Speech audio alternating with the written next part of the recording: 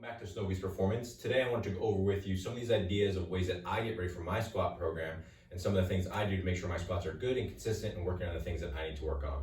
So people are asking me all the time, what are you doing to improve your squat? First thing is I know what I need to improve upon. I've gone through some assessment stuff with myself, with one of my colleagues, and I have some notes about what I need to work on, and we've come up with a program that I work on. I have 3 programs. I do them once a week, and that helps me improve my squat to make sure I'm doing those correctly as I get ready for my snowboard season. So the first thing I work on is I work on my calf a little bit. And I like to use the belt of the kettlebell here to handle. And I just work on finding any tense spots. And when I find that, I tack it down and I pump that ankle up and down. And that helps to loosen up some of that tissue in the calf muscle.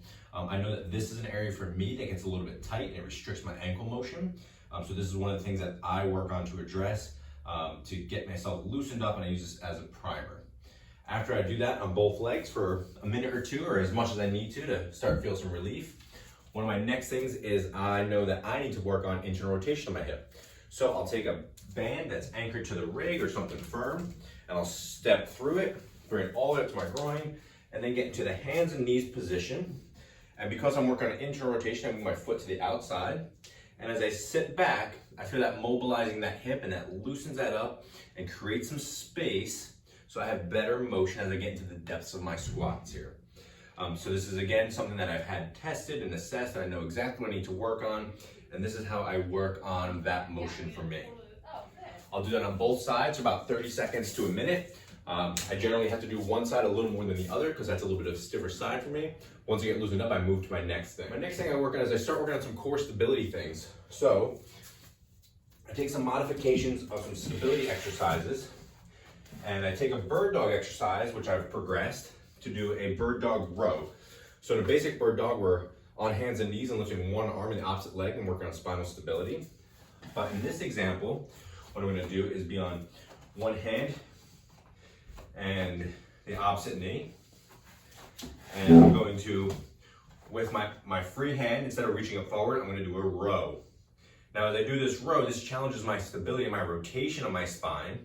So I'll do 15 repetitions on each side, nice and slow, because it's really about keeping that trunk position secured and controlled. And I'm doing this currently with 25 pounds, but I definitely started lighter and I built my way up to that. And of course, I'll do that on both sides to work on that spinal rotation stability. My next exercise I go through is to get some of my hip muscles engaged. So I originally had started with a basic side plank, which I like to teach people to do it from their forearm and from their knees. And then just hold this position.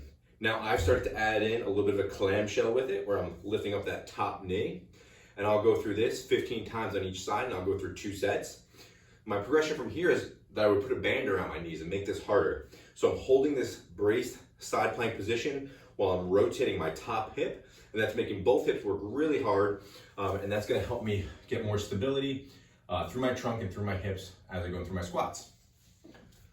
My next exercise that I go through is I work on this lateral lunging side to side.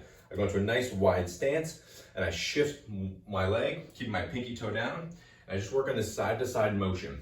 Now the reason why I do this is inside of my right knee, I get some tension in there, and that can be a painful spot for me. So particularly when I go to my left side, I feel that stretching in there.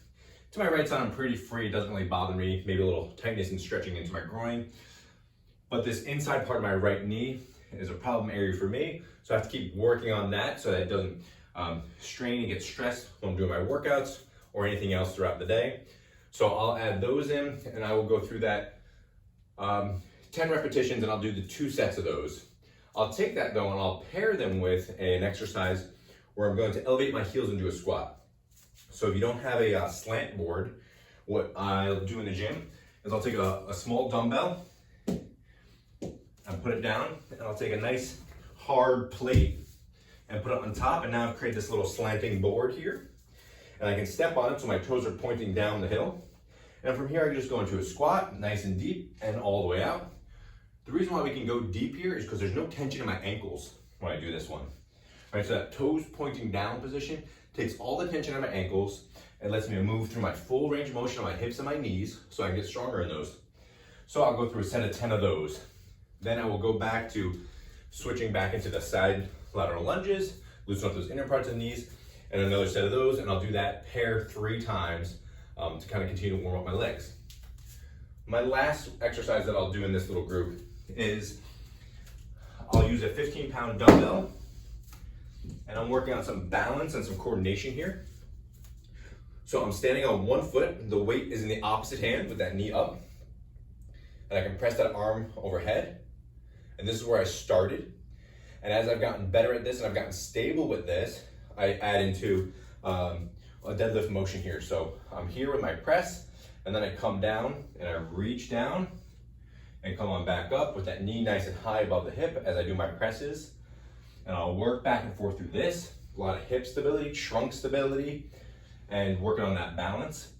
And I'll do a set of 8 of these, alternate sides, and I'll do 2 sets of those all together.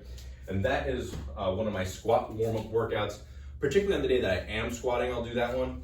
My other workouts will be more of motion that I'll do on my non-squat days. But this is what I do before my squats. Makes my squats feel really good. My hips are really active. My trunk is really stable. And that's how I get my best workouts during my squats. Try those out. Let me know what you think.